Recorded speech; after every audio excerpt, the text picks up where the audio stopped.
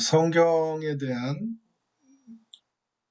이해, 성경이 어떤 책인가 하는 것에 대해서 제 3명의 저자를 통해서 말씀을 드렸고요.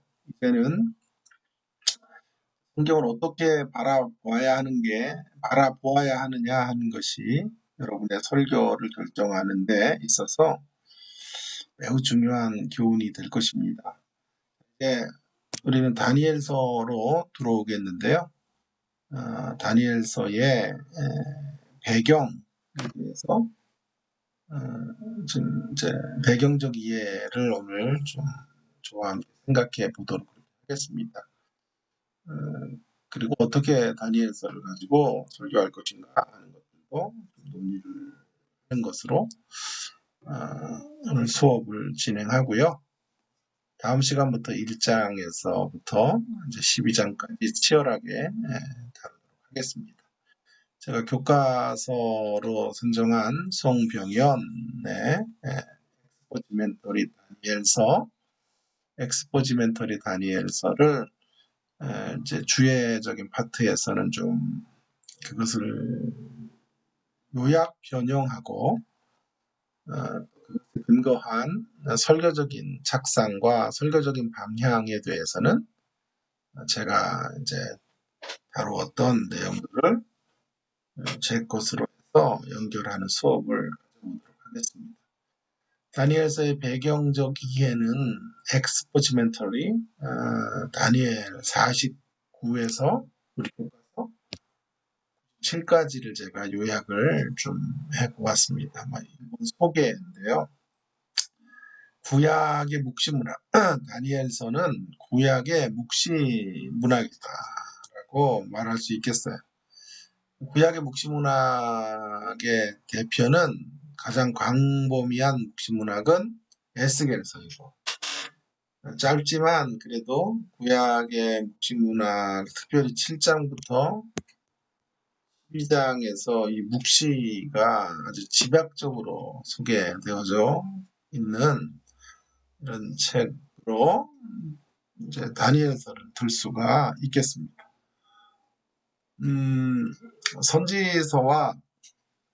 선지서 안에 있는 묵시문학, 선지서의 일부일 수 있겠지만 묵시문학의 차이는 묵시문학은 안내자가 있다, 천사가 있다 하는 것인데요. 미래에 대한 예언과 활동으로 이루어져 있기 때문에 선지자가 그 내용을 다 파악하기가 힘이 들어요. 그러기에 하나님께서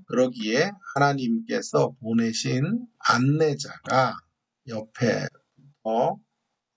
선지자에게 보고 들은 것이 무엇인지를 설명해줘요.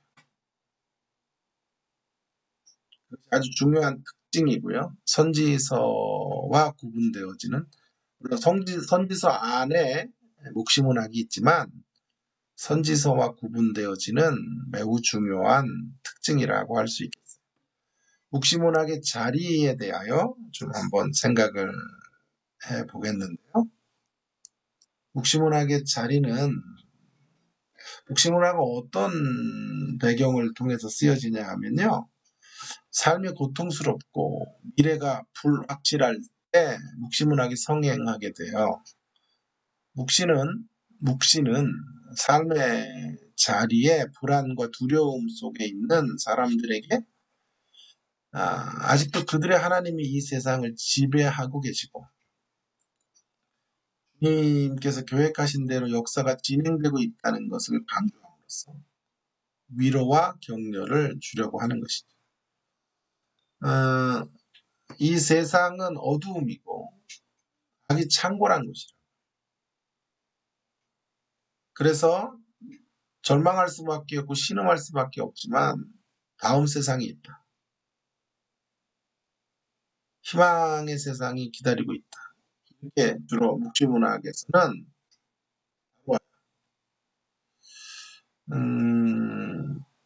그러다 보니까 일반 묵시문학은 주로 어디로 갈까요?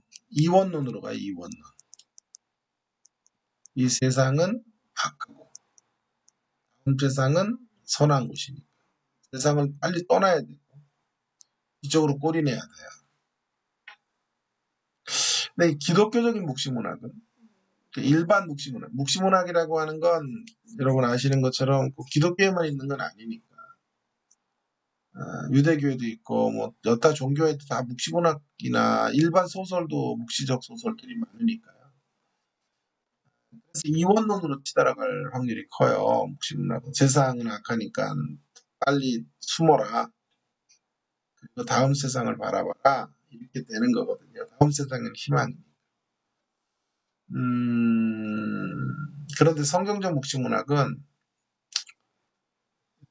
다음 세상을 바라보면서 위로와 격려, 하나님이 다스리신다라는 것 정도가 아니라 더 나아가서 그 위로를 가지고 현재를 살아가도록 하는 거예요. 이것이 기독교 묵시문학의 매우 강력한 메시지이고 이원론을 극복하는 메시지. 이해가 되죠?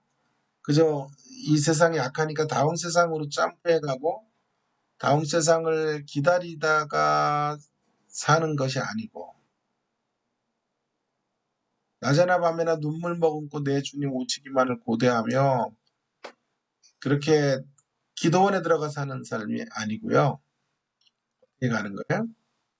다음 세상의 가치가 분명히 들어와 우리 삶 속에 들어와 있어야 하고 다음 세상의 가치가 있기에 현재를 포기하면 안 돼요. 현재를 다르게 살아요. 현재를 다르게 사는 그 희망을 끌어당겨서 미래에 있는 희망을 미래에 경험하는 게 아니고요. 미래의 희망을 현재적인 것으로 끌어오는 거죠.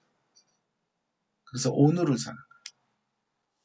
성경이 말하는 이 종말의 신앙, 또 특별히 묵시문학적 종말론은 이러한 측면에서 미래를 강조하는 것만이 아니라 현재를 강조해요. 오늘이라는 날을 강조하는 거죠. 오늘이라는 날을 강조하죠. 여러분, 이러한 면에서 한국교회가 가졌던 그동안의 종말론에 유감이 있다고 제가 누누이 강조하는 거죠. 종말론의 유감은 자꾸 미래를 향해서 도피하도록 하는 거죠.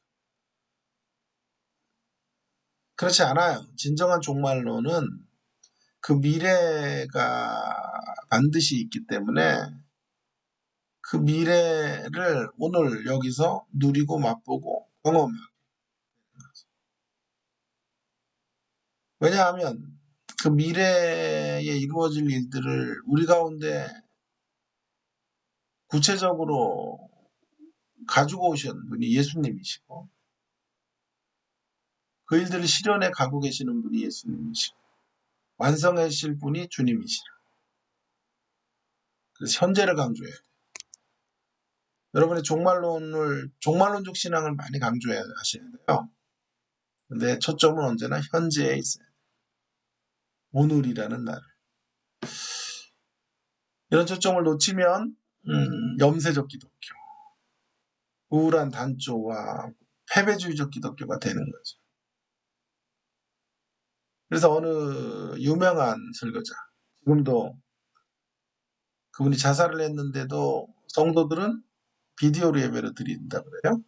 요즘은 어떤지 모르겠으나.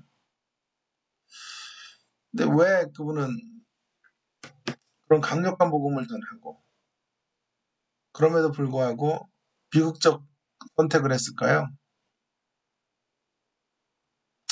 천국을 갔느냐 지옥을 갔느냐의 문제 이런 거는 자살하면 지옥 간다 이런 문제는 좀 우리가 지금 논의할 문제가 아니고요. 모든 자살이 다 지옥이다 뭐 이렇게 말할 수는 없어요.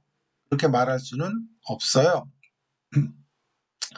하나님이 택한 자라면 자살을 해도 천국에 가겠지요. 또 오해를 하시네. 저를 이단으로 만드시죠. 뭐. 자살해도 천국 간다 그러더라. 그런 얘기가 아니라 자살의 종류가 여러 가지예요. 모든 종류의 자살을 지옥행이라고 연결할 등식은 없다는 거예요. 우울증이 심해가지고요. 자기가 아웃 오브 컨트롤의 상태에서 자살을 했어요. 지옥에 가야 됩니까? 그런 얘기를 하는 거예요. 저의 논의가 아니고요. 많은 충신의 계열이나 보수적인 교회, 신학교의 교수들마저도 모든 자살은 지옥행이다라고는 안 가르친다. 그만큼 자살의 종류들이 어려운 게 많아요. 그분도 우울증을 앓고 있었다 그러죠. 근데 제가 설교를 들어보면서 그럴 것 같아요. 늘 염세적이에요. 빨리 이 땅을 떠나야 된다고. 다음 세상이 희망이니까. 이 허무한 세상. 그런 세상 속에 한시라도 더 일찍 세상을 등지는 게 좋은 거죠. 현재를 상실한 기도. 여러분, 오늘날 우리가 사는 이 현실이 그렇게 간단하고, 아니, 간단하다는 말이 아니라, 이 현실이 하찮다면, 여러분, 하찮다는 단어가 생각이 안 나요. 왜 이래요? 치매가 오는지. 하찮다면, 하나님은 왜 우리에게 우리의 현실을 허락해 주신 걸까요? 저는 그렇게 생각하지 않아요. 오늘 살아가는 이 삶이 내일을 만들어 갈 수 있는 자리이기 때문에 중요한 거예요. 여기서 힘있게 살지 못하면 다음 세상을 살아낼 수는 없다. 다음 세상을 아름답게 만들어낼 수 없다. 그러니까 지나가는 세상 정도가 아니에요. 무가치한 세상이 아니에요. 너무 세상을 무시하거나 너무 세상을 염세적으로 바라보지 말아야 한다는 거죠. 어쨌든 그런 위로와 소망이 묵시문학에 있는 거죠. 다니엘서의 정황은 바벨론의 포로와 유다의 멸망으로 인하여 낙심과 혼란에 빠져 있는 사람들에게 다니엘을 통하여 위로하시려고 하는 거죠. 다니엘은 하나님을 드러내는 사람이에요. 겉으로 지금 1차 독자들이 경험하는 현실은 여호와 하나님의 패배 같은 현실이에요.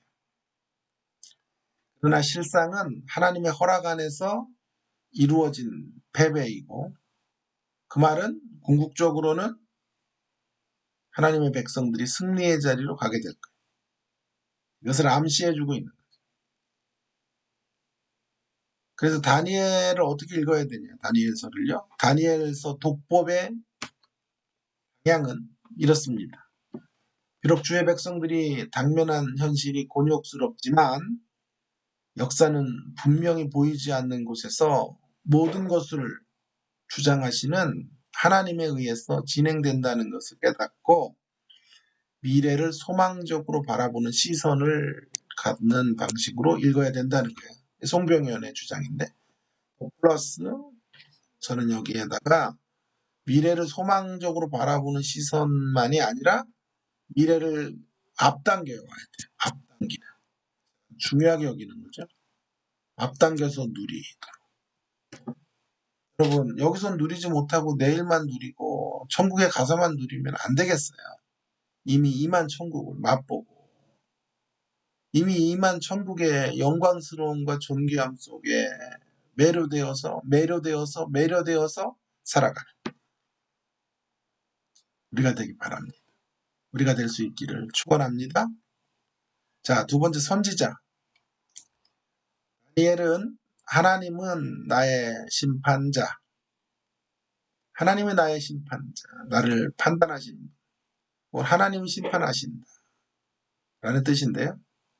다니엘의 이름은 심판이지만 그의 존재 자체는 심판의 궁극적 의도가 무엇인지를 알리는 차원에서 위로해요. 하나님이 심판하신다라는 이름의 다니엘은 심판의 궁극적 의도가 뭘까요? 하나님 백성들을 심판하셔서 혼내주고 벌 주고 영원한 형벌로 집어넣으려는 거예요? 아니죠. 아니죠. 심판의 궁극적인 의도는 고쳐서 사용하시고 그것이 약이 되어 회복하시고 위대한 일들을 이루어 가려고 하시는 거죠. 하나님은 다니엘을 통하여 포로 생활이 고달프지 않도록 축복해 주셨어요. 이스라엘을. 바벨론 제국의 속국에 대한 관대한 정책. 예를 들면 속국의 사람들 중에 인재들을 등용하는 정책 같은 것들이 있었던 나라예요. 그런데 실상은 다니엘의 정치적 지위로 인해서 다니엘이 계속해서 가장 높은 지혜자로 추앙받았고 다리오 왕 때는 나라를 다스리는 3인 중에 한 사람. 근데 다리오 왕이 너무나 다니엘을 사랑하는 걸 보면 그 3인 중에 1인자. 그 말은 다니엘은 실질적 1인자였단 말이에요. 그러니 다니엘의 지위 때문에 하나님의 백성들이 심판을 살지 않았죠. 심판의 자리에 있었으나 축복을 받았죠. 재앙의 자리에 있었으나 하나님이 주시는 놀라운 은혜를 누리게 됐죠. 하나님은 이렇게 심판의 사람들을 위하여 여호와 이레의 사람으로 다니엘을 예비하신 거죠. 여러분 우리가 세상 속에 이런 사람이 되었으면 좋겠어요. 하나님이 다른 이들을 위해 예비하는 사람. 우리로 인하여 다른 이들이 주님을 만나고 복을 받게 되는 일의 통로가 되기 바랍니다. 그런 일을 할 수 없다면, 그런 일의 반대편에 서 있다면 다른 이들에게 민폐를 주는 사람 이겠죠. 다른 이들에게 아픔을 주는 사람들이겠죠. 그런 사람들을 야만적 신앙 혹은 야만주의, 맥켄타이어라는 사람이 쓴 말인데 야만주의의 자리로 가는 거죠. 야만주의라는 게 꼭 뭐 아주 막 노골적이고 은근한 야만주의도 있어요. 교양 있는 척하고 신앙 있는 척하면서 이기적이고 자기만을 생각하고 남을 되돌아보지 않아요. 한마디도 신경 써야 돼요, 여러분. 응? 여러분의 아집과 여러분의 그런 편협함과 이런 여러분의 상처들이 튀어나오면 안 돼요. 절제하시고. 그런 것들이 다른 사람들에게 얼마나 큰 아픔과 상처로 또 불편함으로 가는지 이런 것들을 고민하셔야 되죠. 그런 것들을 생각하지 못하면 야만이에요, 야만. 야만적 신앙. 낭만이 아니라 야만. 바바리즘. 바바리 입고 사는 거 말고요. 예? 바바리즘. 연관이 있나, 바바리랑. 어쨌든 모르겠어요. 야만주의로 가지 말아요. 오히려 여호와 하나님이 준비하시는 복의 통로가 되어야 하겠습니다. 이러한 면에서 다니엘의 삶은 요셉의 삶과 매우 유사해요. 이스라엘을 구원하기 위해서 먼저 흉년의 때를 준비하시게 하기 위해서 애굽으로 앞서 보냈지. 죄가 없는 자로 고통당했고 또 여러 가지 어려움 속에서도 하나님의 함께 하심을 경험했고 그를 통하여 민족이 살았고 출애굽의 역사들이 이루어졌고 많은 사람들의 생명이 보존되었죠. 그리고 그들 모두는 다 꿈의 해몽과 관련이 있는 사람들. 다니엘은 자신의 걸음이 제2의 요셉의 삶이라는 것을 알았던 것 같아요. 그래서 다니엘 2장에 보시면 여러분 꿈을 꾸잖아요. 느부갓네살이요. 꿈을 해석할 자가 없자 다 죽이겠다 그러잖아요. 그때 다니엘은 주저함 없이 왕에게 왜 이렇게 급하시냐고 하며 제가 그 꿈을 해석해 드리겠다. 지금 시간 벌기 작전하는 거 아니에요? 어느 안전이라고. 자칫 이거 잘못 이렇게 답도 없으면서 말이야. 이렇게 왕을 기만하면요. 이스라엘 민족 전체가 죽을 수도 있어요. 초토화가 되는 일들이 벌어져요. 그걸 모를 리 없었던 다니엘이 왕에게 내가 반드시 이 꿈을 해석해 드릴 수 있습니다. 라고 말할 수 있었던 이유는 무엇일까요? 그는 요셉의 이야기를 품고 있었던 거죠. 꿈을 통하여 요셉을 하나님께서 사용하셔서 민족을 구원해 가셨던 역사. 이제 또 다른 요셉으로 하나님의 그를 사용하고 계시다라고 하는 것을 분명하게 확신했기 때문에 아직 답은 답이 뭔지는 모르나 확신한 거죠. 요셉과 함께 하셨다면 나와도 함께 하셔서 요셉을 통하여 사람들을 건지는 것처럼 이 꿈의 해몽을 통하여 하나님이 위기 속에 있는데 민족을 건지시고 하나님의 영광과 이름과 존귀를 드러내실 것이다. 하는 확신. 그 확신이 담대함을 만들었고 그런 꿈을 해석해 드릴 수 있다라는 아주 도발적인 확신으로 왕 앞에 설 수 있게 한 것이죠. 자, 다니엘의 이제 핵심적 메시지들을 좀 살펴보겠습니다. 첫 번째로는요, 숨겨진 하나님이라고 하는 것인데요. 다니엘서에서 나타나는 하나님은 숨어 계시다. 다니엘서의 핵심 교훈은 우리 눈에 비추어진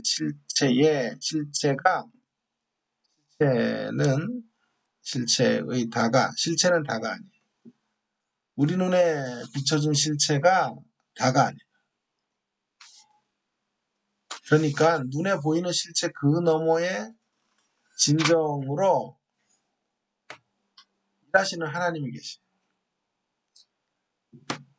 다니엘 선지자는 아직도 여전한 사랑을 맺죠. 포로의 땅에 와 있으나 아직도 여전히 하나님은 겉으로 나타나는 건 포로의 현실이지만 여전히 하나님 우리를 사랑하시죠. 코로나19로 한국교회는 정말 이제 다시 회복이 불가능할 정도로 타격을 입었어요. 한간에는 신천지보다 더 지금 이 코로나 재확산을 부추겼던 교회의 지도자를 향해서 이만희보다 더 악한 사람이다 라고 할 정도까지 이야기들이 회자되고 있어요. 한국교회가 이렇게 간다면 과연 회복이 일어날까? 그럼에도 불구하고 선지자의 음성은 이거예요. 아직도 여전히 하나님은 이스라엘을 사랑하시고 한국교회를 사랑하시고 이제야말로 진검승부를 할 수 있는 사람들을 일으키시고 진짜만 살아남도록 하실 것이고 그렇게 하실 거예요. 축정이들을 갈라내고 종교인들을 이제 퇴출시키고 신앙 있는 척하는 사람들을 전부 살아남지 못하게 하시고 진짜 그리스도를 바라보는 자들 그런 사람들을 통해서는 하나님의 역사가 이루어지도록 하실 거예요. 그래서 눈에 보이는 현실대로만 판단하지 말라. 끝난 것 같으나 길이 끝난 자리에 길을 내시는 하나님. 길을 내시고 진정한 역사를 이루어 가실 하나님을 바라보라는 거예요. 하나님은 숨어 계세요. 포로됨은 하나님의 패배가 아니에요. 이런 의미에서 언약의 세부 사항들을 이행하시는 것이 무슨 말이냐 하면 포로가 되었다라고 하는 것은 하나님이 바벨론에게 지고 바벨론의 신 앞에 무릎 꿇은 게 아니라 언약의 세부사항 중에 뭐가 있냐면 하나님의 뜻을 계율을 하나님의 계명을 하나님 율법을 지키지 않으면 진노가 임할 거라는 하나님의 언약적 준수사항을 이행하시는 것에 불과하다. 그러나 징계의 시간이 지나면 다시 약속의 땅으로 나아가게 하실 것이고 승리의 자리로 가게 하실 것이고 이 코로나19가 지나면 또 다른 햇살이 비춰지도록 하시고 이제 진짜 정화 작업을 통해 걸러야 될 교회들을 거르고 신자들을 걸러서 참된 신자들. 코로나19 속에서도 신학으로 오는 사람들이 진짜일 거예요. 그런 사람들을 통해 새 구루터기들을 통해 하나님의 일들이 시작될 거예요. 그러므로 여호와를 의지하는 사람들은 더 이상 희망은 없다. 어떠한 경우에도 희망을 가지고 나아갈 수 있다라고 하는 것이죠.